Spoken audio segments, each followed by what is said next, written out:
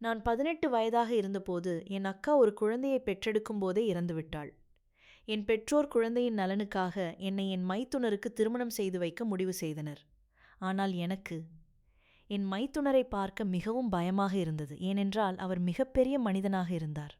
ஆனால் நான் 18 வயதுடைய மென்மையான அழகான பெண். நான் வேண்டாம் என்று மறுத்தும் என் மைத்துனருக்கு என்னை திருமணம் செய்து வைத்தார்கள். முதலிரவில் அவர் என்னை நெருங்கிய போது நான் அவரை பார்த்து பயந்தேன். ஏன் பயப்படுகிறாய்? நான் அவ்வளவு வேகமானவன் அல்ல என்றார். என் பெயர் கௌரி. என் அக்கா இறந்த பின்பு என் தீயில் என் சிறிய மகன் அழுது கொண்டிருக்கிறான். அந்த நேரத்தில் எனக்கு 18 வயதுதான். அவனை எப்படி அமைதிப்படுத்துவது என்று எனக்கு புரியவில்லை. அவன் தொடர்ந்து அழுது கொண்டிருந்தான். அவன் அமைதியாகவே இல்லை. அவனை மடியில் வைத்து தாலாட்டி நான் களைத்து விட்டேன். என் அம்மா அக்கா இறந்த அதிர்ச்சியில் உடல்நலம் சரியில்லாமல் தன் அறையில் படுத்திருந்தார். அவருக்கு அடிக்கடி மயக்கம் வந்து கொண்டிருந்தது. என் அக்காவின் குழந்தை பிறந்த உடனேயே அக்கா இவ்வுலகை விட்டு பிரிந்ததால் நானும் ஒரு பெரிய துக்கத்தில் இருந்தேன். ஆனால் அந்த குழந்தை அழுகையை நிறுத்தாத போது எனக்கும் அழுகை வந்து அழ ஆரம்பித்தேன். என் குரலை கேட்டு அப்பா என் அறைக்கு ஓடி வந்தார். நானும் குழந்தையும் அழுது கொண்டிருப்பதைக் கண்டு, கௌரி, என்ன ஆனது, ஏன் அழுகிறாய் என்று கேட்டார். அப்பா, இந்த குழந்தை அமைதியாகவே இல்லை. நான் அவனை எப்படி அமைதிப்படுத்துவது என்று தெரியவில்லை என்று நான் சொன்னேன். என் அப்பா அந்த குழந்தையை தன் மடியில் எடுத்து ஒரு பெருமூச்சு விட்டார். இவனும் உடனேயே தன் அம்மாவை இழந்து விட்டானே, என்ன செய்ய முடியும் என்றார்.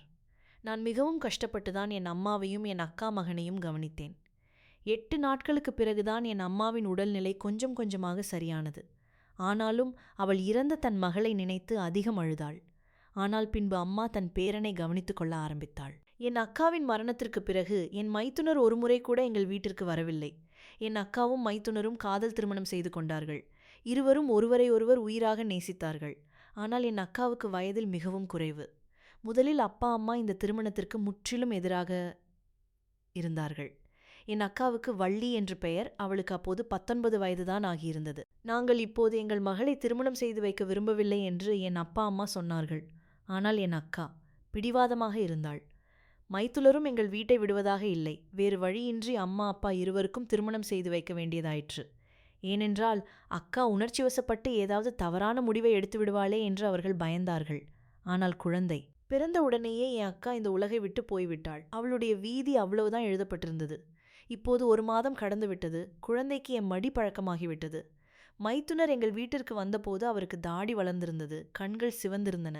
சிறிது நேரம் மட்டுமே அவர் தன் மகனை மடியில் எடுத்தார். அவனை கொஞ்சினார். என் அம்மா சொன்னார், கௌரி இன்னும் மிகவும் சிறியவள். அவள் பெட்டுவை கவனிப்பது மிகவும் கடினம். நானும் வள்ளி இறந்ததிலிருந்து உடல்நிலை சரியில்லாமல் இருக்கிறேன். என் உடலிலிருந்து பாதி உயிர் யாரோ பிடுங்கியது போலிருக்கிறது என்றார். மைத்துலர் சொன்னார், அத்தை, இது கடவுளின் விருப்பம். நாம் என்ன செய்ய முடியும்? நீங்கள் ஒருவரை ஒருவர் சொல்லி உங்கள் மனதை இலகுவாக்கிக் கொள்ளலாம். ஒருவருக்கொருவர் தைரியம் சொல்லிக் கொள்ளலாம். கொஞ்சம் என்னை பற்றியும் யோசியுங்கள். காலியான வீட்டில் எனக்கு வள்ளியின் குரல்கள் கேட்கின்றன. நான் எந்த மனதுடன் அங்கு தனியாக இருக்கிறேன் என்று எனக்குதான் தெரியும் என்றார். அவருடைய துக்கம் அவரது இடத்தில் மிகவும் பெரியது. என் அம்மா ஒரு ஆழமான பெருமூச்சு விட்டார். இப்போது கல்லூரி விடுமுறை. ஆனால் விடுமுறைக்கு பிறகு கௌரியின் கல்லூரி தொடங்கும். மருமகனே, சிறிய குழந்தையை கவனிக்கும் நிலையில் நான் இப்போது இல்லை. போனவள் போய்விட்டால் நீ இப்போது வாழ்க்கையில் முன்னேற வேண்டும். இன்னொரு திருமணம் செய்து கொள் என்று சொன்னார். இதை கேட்டதும் என் மைத்துனரின் நெற்றியில் சுருக்கம் விழுந்தது. அத்தை, என்னை இப்படி பேசுகிறீர்கள். வள்ளியின் இடத்தை நான் யாருக்கும் கொடுக்க முடியாது. ஒருபோதும் கொடுக்க முடியாது. அவளை நான் எவ்வளோ நேசித்தேன் என்று உங்களுக்கு தெரியும். அவள் பேரில் என் வாழ்நாள் முழுவதையும் கழிக்க முடியும். என் குழந்தை கொஞ்சம் பெரியவனானதும் நான் அவனை என்னுடன் அழைத்து செல்வேன் என்றார். என் அம்மா சொன்னார், மருமகனே, நீ வள்ளியைப் போல் யாரையும் நேசிக்க முடியாது என்று எனக்கு தெரியும். ஆனால் உன் குழந்தைக்கு ஒரு தாய் தேவையல்லவா என்று மைத்துனர் சொன்னார். ஏன் சித்தி வளர்க்க முடியாதா கௌரி? இன்னும் சிறியவள், வெறும் 18 வயதுதான் அவளுக்கு. இப்போதே திருமணம் செய்து வைக்கப் போகிறீர்களா? அவள் 22 வயதாகும்போது என் மகன் 5 வயதாகி விடுவான். பிறகு நான் அவனை அழைத்து செல்வேன் என்றார். ஆனால் அம்மா சொன்னார், மருமகனே, இப்போது நீ உன் வாழ்க்கையில் முன்னேற வேண்டும். உன் மகன் கௌரியின் மடியில் பழகிவிட்டால் வேறு எந்த பெண்ணையும் அவன் ஏற்றுக்கொள்ள மாட்டான். இன்று இல்லாவிட்டாலும் நாளை நீ இன்னொரு திருமணம் செய்துதான் ஆகஸ்ட் வேண்டும். இந்த வாழ்க்கை தனியாக போகாது என்றார். மைத்துரர் சொன்னார், நான் திருமணம் செய்து கொள்ளவே மாட்டேன். இப்போதும் இல்லை, எப்போதும் இல்லை என்றார். என் அம்மா சொன்னார், இப்போதைக்கு உன் மனதில் வள்ளியின் துக்கம் புதியதாக இருக்கிறது. ஆனால் காலம் செல்ல செல்ல எல்லாம் சரியாகிவிடும் என்று எனக்கு தெரியும். சில மாதங்களுக்கு பிறகு நீ திருமணம் செய்து கொள். அப்போது உன் குழந்தைக்கு உன் புதிய மனைவியின் பழக்கம் ஏற்படுமில்லை என்றால் பிறகு மிகவும் கஷ்டமாகிவிடும். இப்போது பிட்டு சிறியவன் யாருடைய மடியில் போட்டாலும் அவன் பழகிவிடுவான். ஆனால் பெரியவனானதும் புதிய பெண்ணை ஏற்றுக்கொள்வது அவனுக்கு மிகவும் சிரமமாக இருக்கும் என்றார். என் அம்மாவின் பேச்சு மைத்துலருக்கு பிடிக்கவில்லை. அவர் உடனே எழுந்து போய்விட்டார். அதன் பிறகு 4 மாதங்கள் கழித்துதான் வந்தார். விட்டுவுக்கு 5 மாதங்கள் ஆகிவிட்டன. இப்போது அவன் என்னை விட்டு பிரிந்திருக்கவே மாட்டான். கல்லூரி முடிந்து நான் வரும்போது அவன் அழுது கொண்டிருப்பான். அம்மா அவனை சமாதானம் செய்து கலைத்து விடுவார். ஆனால் அவன் அமைதியாகவே மாட்டான். நான் வந்தவுடன் அவனை என் மடியில் எடுத்தால் அவன் அழுகே நின்றுவிடும். அவன் என்னுடன் தான் தூங்குவான். என் கையால் தான் சாப்பிடுவான். என்னை தன் அம்மாவாக நினைத்தான். நானும் அவனுக்காக அதே போன்ற உணர்வுகளை கொண்டிருந்தேன். என் அம்மா அடிக்கடி மைத்துரிடம் தன் வாழ்க்கையை பற்றி யோசிக்க சொல்வார். உன் குழந்தையின் வாழ்க்கை விஷயம் இது என்பார். ஆனால் அவர் என்ன நினைத்து கொண்டிருந்தாரோ தெரியவில்லை. அம்மா வீட்டிற்கு அடிக்கடி அழைத்தும் 4 மாதங்கள் கழித்துதான் வந்தார். 1 மணி நேரம் மட்டுமே உட்கார்ந்திருந்தார். அம்மாவின் பேச்சை ஒரு காதில் கேட்டு மறுகாதில் விட்டுவிட்டு எழுந்து போய்விட்டார். ஒவ்வொரு மாதமும் என் அப்பாவின் கடையில் கொஞ்சம் பணம் கொடுத்துவிட்டு போவார். இது பிட்டுவின் செலவுக்கானது. என் குழந்தையின் சுமையை நான் யாருக்கும் போட விரும்பவில்லை என்று சொல்வார். நாட்கள் இப்படியே நகர்ந்தன. நான் 21 வயது ஆகிவிட்டேன். இப்போது பிட்டுக்கு 3 வயது ஆகிவிட்டது. இப்போது அவன் என்னை விட்டு பிரிந்திருக்கவே மாட்டான். என்னை மம்மா அம்மா என்று அழைப்பான். அந்த நாட்களில் எனக்கு ஒரு வரன் வந்தது. மிகவும் வசதியான குடும்பம். என் அம்மா மைத்துனரை அழைத்து, கௌரிக்கு ஒரு நல்ல வரன் வந்திருக்கிறது, நாங்கள் அவளுக்கு திருமணம் செய்து வைக்க விரும்புகிறோம் என்றார். இதை கேட்டதும் அவர் சொன்னார், ஆனால் என் குழந்தை என்ன ஆகும்? பெட்டு உங்கள் பிள்ளை இல்லையா? உங்கள் மகளின் கடைசி அடையாளம். உங்கள் மகளுக்காக என் குழந்தையுடன் இவ்வளவு மோசமாக நடந்து கொள்ளாதீர்கள். அவனிடமிருந்து அவனது அம்மாவை பறக்காதீர்கள். பிட்டு கௌரியை தான் தன் அம்மாவாக நினைக்கிறான். உங்கள் மகளுக்கு இப்போது என்ன வயது போய்விட்டது? இன்னும் 2-3 வருடங்கள் போறங்கள். அதன் பின் பிட்டுவும் பெரியவனாகி விஷயத்தை புரிந்து கொள்வான். பின்பு நானே கௌரிக்கு ஒரு நல்ல வீட்டில் திருமணம் செய்து வைப்பேன். ஆனால் என் மகன் என்னுடன் இருக்கவும் விஷயங்களை புரிந்து கொள்ளவும் தகுதியுள்ளவனாக ஆகட்டும் என்றார். என் அம்மா சொன்னார், மருமகனே, நீங்கள் ஏன் புரிந்து கொள்வதில்லை? இப்போது கௌரியே அவன் விடமாட்டான். அவளை தன் அம்மாவாக நினைக்கிறான். இன்னும் கொஞ்சம் பெரியவனானதும் அவளை விட்டு பிரியவே மாட்டான். காலத்தின் போக்கு எப்படி இருக்கும் என்று தெரியாது. நான் உடல்நிலை சரியில்லாமல் இருக்கிறேன். கௌரியின் அப்பாவும் இரத்த அழுத்த நோயாளி. நாங்கள் எங்கள் மகளுக்கு விரைவில் திருமணம் செய்து வைக்க விரும்புகிறோம் என்றார் என் அம்மா. அதற்கு அவர் சொன்னார், சரி, உங்களுக்கு இவ்வளவு அவசரம் என்றால் கௌரியை எனக்கு திருமணம் செய்து வையுங்கள் என்றார். மைத்துனர் இந்த வார்த்தையை திடீரென்று சொன்னார். என் அம்மா மைத்துனர் இப்படி சொல்வார் என்று எதிர்பார்க்கவில்லை. இதை கேட்டதும் என் அம்மா ஆச்சரியத்துடன் அவரை பார்த்தார். நீ கௌரியை விட மிகவும் பெரியவன், முழு 10 வயது மூத்தவன் என்றார். மைத்துனர் சொன்னார், அப்படியானால் என்ன பெற்று கௌரியை தன் அம்மாவாக நினைக்கிறான்? இப்போது அவளை விட்டு அவனால் பிரியவே முடியாது. நான் வேறு எந்த பெண்ணையும் அழைத்து வந்தால் அவள் என் குழந்தையுடன் எப்படி நடந்து கொள்வாள் என்று தெரியாது. என் முன்னால் அன்பாக இருக்கலாம், என் பின்னால் என் குழந்தையை அடிக்கலாம். ஆனால் கௌரி அவனுடைய சித்தி. அவனுடன் நன்றாக பழகுவாள். இப்போது எப்படி அன்பு காட்டுகிறாளோ அதேபோல் தாய் போல் அன்பு காட்டுவாள். எனக்கு திருமணம் செய்து கொள்ள ஆசை இல்லை. ஆனால் என் குழந்தைக்கு ஒரு தாய் வேண்டும். கௌரியை விட சிறந்தவர் யாரும் இருக்க முடியாது என்றார். என் அம்மா சொன்னார், நான் உன் மாமனாரிடம் பேசி பார்க்கிறேன். பார் கௌரி, என் ஒரே மகள். நீ அவளை ஏற்றுக்கொள்ள விரும்பினால் முழு மனதுடன் ஏற்றுக்கொள்ள வேண்டும். பிட்டுவின் தாய் என்ற முறையில் மட்டுமல்ல, உன் மனைவியாகவும் ஏற்றுக்கொள்ள வேண்டும். அப்போதுதான் திருமணத்திற்கு பிறகு என் மகளை பற்றி எனக்கு கவலை இருக்காது என்றார் என் அம்மா. இதை கேட்டதும் மைத்துனரின் நெற்றியில் சுருக்கம் விழுந்தது. உங்களுக்கு குறை சொல்ல வாய்ப்பு கிடைக்காது என்றார். மைத்துனர் வசதியான குடும்பத்தை சேர்ந்தவர், பார்க்கவும் அழகான இளைஞன். வயது 31ஆவது. எந்த பெண்ணும் அவரை பார்த்து தன் மனதை பெற கொடுக்கலாம். ஆனால் என் மனதில் அவருக்காக அப்படிப்பட்ட எந்த உணர்வுகளும் இல்லை. நான் எப்போதும் அவரை என் சகோதரனாகத்தான் பார்த்தேன். அவர் வீட்டில் எந்த பொருள்களுக்கும் குறைவில்லை. இந்த விஷயம் என் அப்பாவுக்கு தெரிந்ததும் யோசித்து பார்த்து அவரும் சம்மதித்தார். ஏனென்றால் அவர் என்னை விட மிகவும் வயதில் மூத்தவராக இருந்தாலும் அவருக்கு அதை தவிர வேறு எந்த குறையும் இல்லை. மேலும் மிகவும் முக்கியமான பிரச்சனை பெற்றுதான் அவன். இன்னும் மிகவும் சிறியவன். அவனுக்கு ஒரு தாய் தேவைப்பட்டாள். புதிதாக வரும் பெண் அவனுக்கு தாயன்பை கொடுப்பாளா இல்லையா என்று உறுதியாக சொல்ல முடியாது. இதை யோசித்துதான் என் அப்பா திருமணத்திற்கு சம்மதித்தார். மேலும் அவர் வீட்டில் எந்த பொருட்களுக்கும் குறைவில்லை. இதற்கிடையில் பிட்டுவும் என்னை மிகவும் பழக்கப்படுத்தி கொண்டான். என் அம்மா என் சம்மதம் கேட்டபோது நானும் எந்த ஆட்சேபனையும் சொல்லவில்லை. மைத்துலரிடம் நான் ஆட்சேபிக்க கூடிய எந்த குறையும் இல்லை. மாறாக பெட்டுவே நான் இப்போது நிம்மதியாக கவனித்துக் கொள்ள முடியும் என்பது எனக்கு மகிழ்ச்சியான விஷயமாக இருந்தது. ஏனென்றால் பிட்டு மீது எனக்கு மிகுந்த பாசம் இருந்தது. சரி, மிகவும் எளிமையாக எனக்கும் ஆகாஷுக்கும், அதாவது என் மைத்துனருக்கும் திருமணம் செய்து வைத்தார்கள். நான் ஆகாஷ் வீட்டிற்கு போனபோது என் இதயம் வேகமாக துடித்துக் கொண்டிருந்தது. ஏனென்றால் நான் ஆகாஷை பற்றி அப்படி ஒருபோதும் நினைத்ததில்லை. அவர் என் மைத்துனர் என்பது மட்டும்தான் என் மனதில் இருந்தது. இப்போதைக்கு என் இதயம் முற்றிலும் காலியாக இருந்தது. அதில் எந்த உணர்வுகளும் இல்லை. ஒரு கணவன் தன் மனைவியுடன் எப்படி பழகுவானோ அப்படியே அவரும் என்னுடன் பழகுவார் என்று நான் நினைத்தேன். ஆனால் அவர் அப்படி நடக்கவில்லை. வீட்டிற்கு வந்ததும் அவர் எனக்கு ஒரு தனி அறையை காட்டினார். உனக்கு இங்கே எந்த தொந்தரவும் இருக்காது, நீ பெட்டுடன் இங்கே நிம்மதியாக வாழலாம் என்றார். நான் ஆச்சரியத்துடன் ஆகாஷை பார்த்தேன். அவர் என் அருகில் வந்து சொன்னார், என் மனதில் நேற்றும் வள்ளி இருந்தாள், இன்றும் வள்ளி இருக்கிறாள், எப்போதும் வள்ளிதான் இருப்பாள் நீ. என் வீட்டில் என் மகனின் தாயாக மட்டுமே வந்திருக்கிறாய், என் மனைவியாக முயற்சிக்காதே என்று சொல்லிவிட்டு அவர் அறையை விட்டு போய்விட்டார். நான் அமைதியாக ஆச்சரியமான கண்களுடன் அவரை பார்த்து கொண்டிருந்தேன். என் அறை காலியாகிவிட்டது. பெட்டு என் விரலை பிடித்து மம்மா மம்மா என்று சொல்லிக் கொண்டிருந்தான். என் கண்களிலிருந்து வழிந்த கண்ணீரை துடைத்துவிட்டு பிட்டுமை படுக்கையில் படுக்க வைத்து தூங்க வைக்க ஆரம்பித்தேன். உடை மாற்றும் போது எனக்கு மிகவும் அழுகை வந்தது. இந்த திருமணம் எந்த சூழ்நிலையில் நடந்திருந்தாலும் எனக்கு இது ஒரு புதிய உணர்வு. நான் ஆகாஷை மனதார ஏற்றுக்கொண்டிருந்தேன். அவரோடு கணவன் மனைவி உறவை வைத்துக்கொள்ள விரும்பினேன். ஆனால் அவர் என் முகத்திலேயே என்னை அவமானப்படுத்தி என்னோடு மிகவும் மோசமாக நடந்து கொண்டார். என் மனதை புண்படுத்தினார். இதற்கு பதிலாக என் அம்மா என்னை வேறு யாருக்காவது திருமணம் செய்து வைத்திருந்தால் கூட பரவாயில்லை. குறைந்தபட்சம் அவர் என்னோடு இப்படி நடந்து கொண்டிருக்க மாட்டார். இந்த மனிதன் கண்ணெஞ்சக்காரன் எவ்வளவு சாதாரணமாக எனக்கு எல்லாவற்றையும் சொல்லிவிட்டு போய்விட்டார். என் இதயம் என்ன பாடப்படும் என்று ஒருமுறை கூட யோசிக்கவில்லை. எனக்கு என் அக்காவின் மீது வெறுப்பில்லை. ஆனால் நான் என் வாழ்க்கையை நன்றாக வாழ விரும்பினேன். ஒவ்வொரு பெண்ணும் தன் வாழ்க்கை துணை தன்னை மட்டுமே நேசிக்க வேண்டும் என்றுதான் விரும்புவாள். முன்பு அவர் வள்ளியை நேசித்தபோது என் அக்கா எவ்வளவு அதிர்ஷ்டசாலி, அவளுக்கு இவ்வளவு அன்பு செலுத்தும் கணவன் கிடைத்திருக்கிறார் என்று நான் சந்தோஷப்பட்டேன். ஆனால் இப்போது அதுவே என்னை உறுத்த ஆரம்பித்தது. அவர் என் முன்னாலேயே அக்காவின் அன்பை பற்றி பேசி கொண்டிருந்தார்.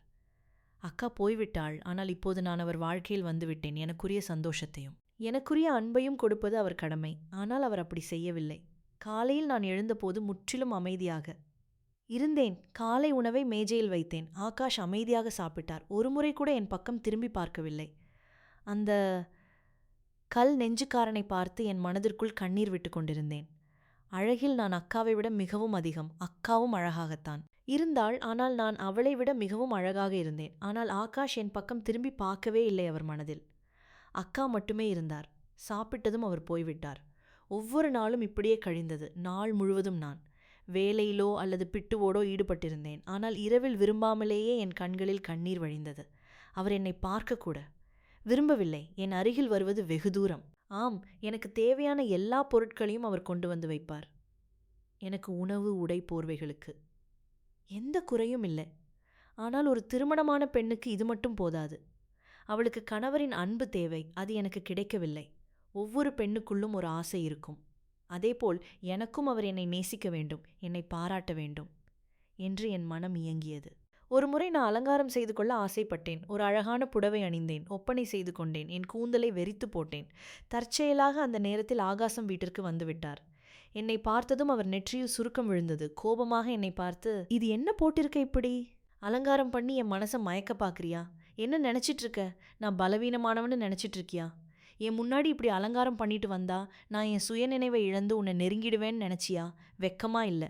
உனக்கு இப்படிப்பட்ட தந்திரங்களை உபயோகிக்க உனக்கு வெக்கமாக இல்லையா என்றார். அவர் பேசியதை கேட்டதும் நான் அவர் முன்னாடி ரொம்ப சின்னவளாக தெரிஞ்சேன். எனக்கு ரொம்ப அவமானமாக இருந்தது. என் கண்ணில் கண்ணீர் வந்துருச்சு. நான் சும்மா தான் அலங்காரம் பண்ணிக்கிட்டேன். அவர் ஆஃபீஸ்லேருந்து சீக்கிரம் வந்து என்னை இப்படி அவமானப்படுத்துவார்னு எனக்கு தெரியாது.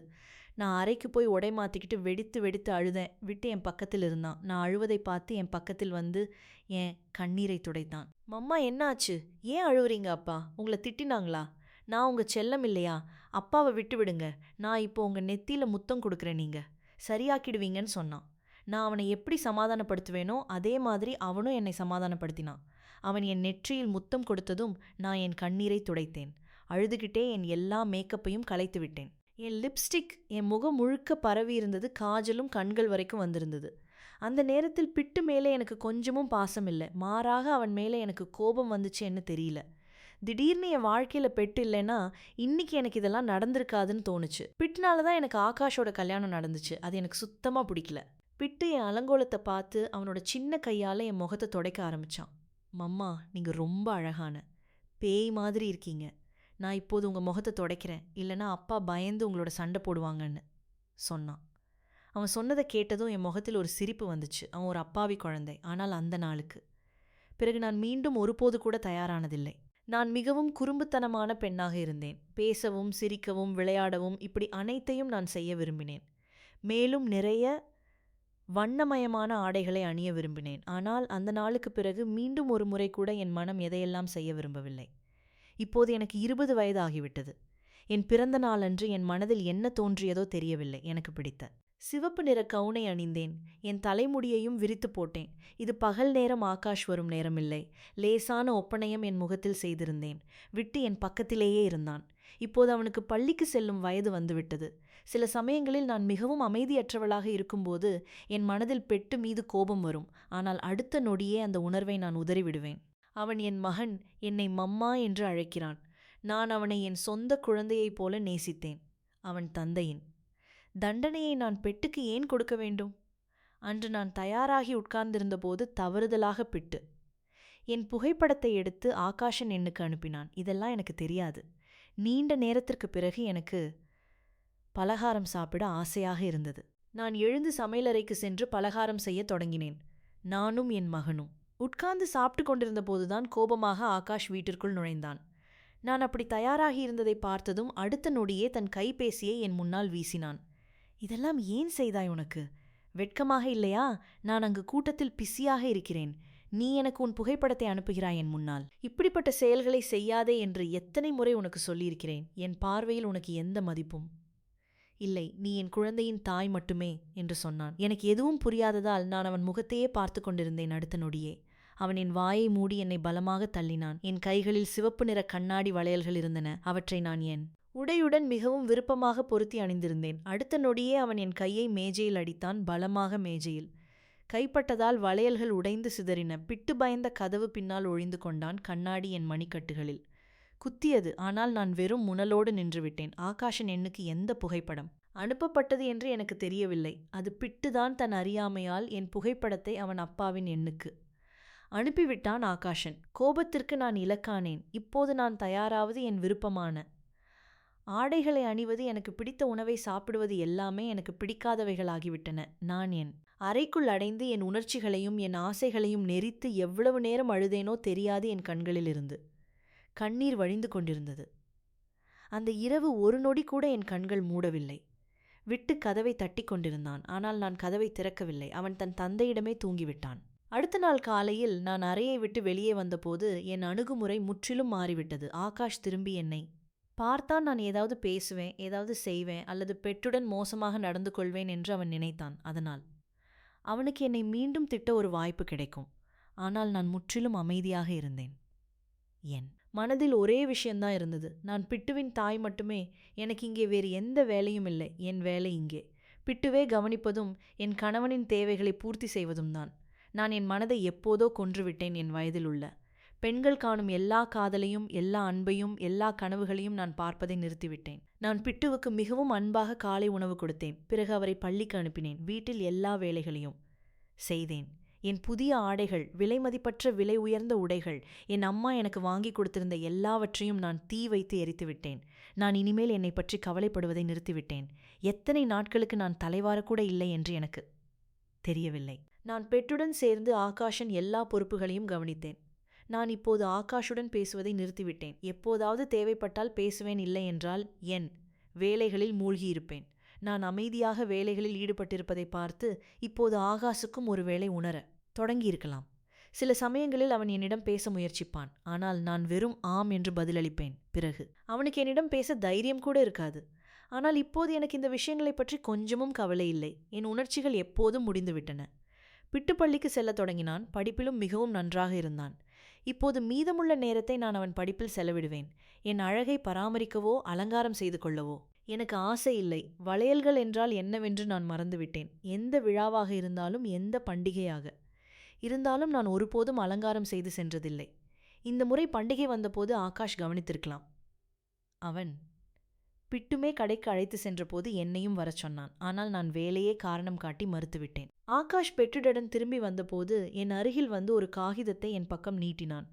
இதை நான் உனக்காக கொண்டு வந்தேன் என்று சொன்னான். சொல்லும்போது அவன் கொஞ்சம் தயங்கினான். முகத்தில் வெட்கமும் இருந்தது. இத்தனை வருடங்களில் அவன் எனக்காக என்ன கொண்டு வந்திருப்பான் என்று நான் ஆச்சரியப்பட்டேன். நான் நம்பிக்கை இல்லாமல் அவனை பார்த்தேன். பிறகு எந்த எதிர்பார்ப்பும் இல்லாமல் அதை திறந்து பார்த்தேன். அதில் சிவப்பு நிற கண்ணாடி வளையல்கள் இருந்தன. அவை ஒரு காலத்தில் எனக்கு மிகவும் பிடித்தமானவை. நான் ஒரு மேலோட்டமான பார்வையை வளையல்களில் செலுத்தி, இதை நீங்கள் எதற்காக கொண்டு வந்தீர்கள் என்று கேட்டேன். ஆகாஷ் என்னை ஆச்சரியமாக பார்த்தான். அதாவது, என் மகனின் தாய்க்காக கொண்டு வந்தேன். உனக்காக கொண்டு வந்தேன். உனக்கு சிவப்பு நிற வளையல்கள் பிடிக்கும் இல்லையா? அப்படியானால் போட்டுக்கொள் என்றான். நிமிர்ந்து அவனை பார்த்த ஒரு நொடி அவன் கண்களில் ஒரு விசித்திரமான பார்வையை உணர்ந்தேன். ஏதோ ஒன்று என் கண்களை திருப்பும்படி கட்டாயப்படுத்தியது. ஒருவேளை இத்தனை வருடங்களில் நான் அவன் மனைவி என்று உணர்ந்திருக்கலாம். அவன் முதல் மனைவி இறந்துவிட்டாள். ஆனால் அவன் வாழ்க்கையில் இன்னொரு பெண் இருந்தாள். அதனால்தான் அவன் வீட்டில் நாங்கள் ஒரு முறையான உறவிலிருந்தும் ஒருவரை ஒருவர் விட்டு விலகியே இருந்தோம். ஏனென்றால் அவன் இன்னும் அக்காவை மறக்கவில்லை. ஆனால் இப்போது ஒருவேளை அவன் மனதில் எனக்காக அன்பு தொடர்த்திருக்கலாம்.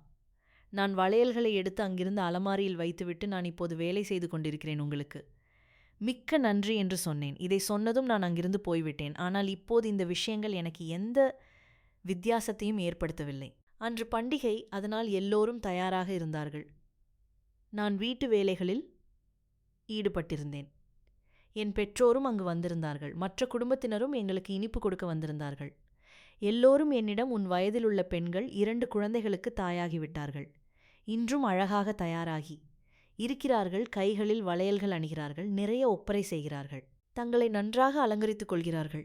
ஆனால் நீ யாரோ எழுந்து போன நிலையில் இருக்கிறாய் என்று சொன்னார்கள். ஆகாஷ் என் மீது கவனம் செலுத்தியதும், என் அருகில் வந்து, நீ ஏன் இதையெல்லாம் தனியாக செய்கிறாய்? பார், எல்லோரும் தயாராக இருக்கிறார்கள். நீ ஒருத்திதான் வீட்டு வேலைகளில் சுழன்று கொண்டிருக்கிறாய். போ, இந்த வேலையை வெட்டுவிட்டு தயாராகு என்று சொன்னான். என்று ஆகாஷ் என்னை பார்த்து சிரித்தான். தயாராகு என்று சொன்னான்.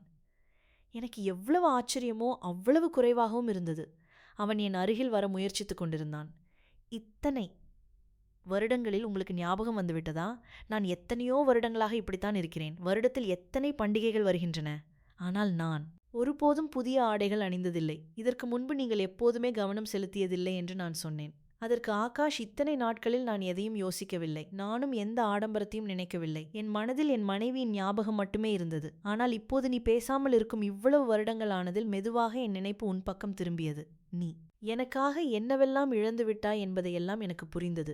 நான் ஒரு இளம் பெண்ணின் வாழ்க்கையை அழித்துக் கொண்டிருக்கிறேன் என்பதை உணர ஆரம்பித்தேன். நான் மீண்டும் இப்போது உன்னை ஒரு அழகான பெண்ணாக பார்க்க வேண்டும். மேலும் உன் அக்காவின் இடத்தை இதுவரை எந்த பெண்ணுக்கும் நான் கொடுத்ததில்லை. ஆனால் இப்போது உனக்கு நான் கொடுக்க வேண்டும் என்று நினைக்கிறேன். உன்னை என் சொந்த மனைவியாக ஏற்றுக்கொள்கிறேன். நீ இனிமேல் உன்னை மாற்றிக்கொள். இப்போது நானும் உனக்காக மாறிவிட்டேன். இனிமேல் நீ உன் பழைய நிலைமைக்கு திரும்பு என்றார் ஆகாஷ். இதையெல்லாம் பேசும்போது அவர் கண்களில் கண்ணீர் வழிந்தது. அவருடைய மன திருப்பத்தை பார்த்ததும் என் கண்களிலும் கண்ணீர் வழியத் தொடங்கியது. எப்படியோ ஆகாஷ் சில வருடங்களுக்கு பிறகு என்னை தன் மனைவியாக ஏற்றுக்கொண்டார். இப்போது நான் என் அறைக்கு சென்று வேகமாக தயாராகி வெளியே வந்தேன். என்னை பார்த்த ஆகாஷ் முதல் முறையாக என் அழகை வர்ணிக்க ஆரம்பித்தார். நான் புன்னகையுடன் அவரை பார்த்தேன். இந்த பண்டிகை எங்களுக்கு முதல் வருட பண்டிகையைப் போல இருந்தது. இப்போது நான் ஆகாஷ் விட்டு அனைவரும் எங்கள் குடும்பத்தோடு சேர்ந்து மிகவும் சந்தோஷமாக அந்த பண்டிகையை கொண்டாடினோம். என் வாழ்க்கை அன்றிலிருந்து சந்தோஷமான வாழ்க்கையாக மாற ஆரம்பித்தது. கடவுளுக்கு நன்றி. கதை பிடித்திருந்தால் லைக், ஷேர், சப்ஸ்கிரைப் செய்து கொள்ளுங்கள். நன்றி.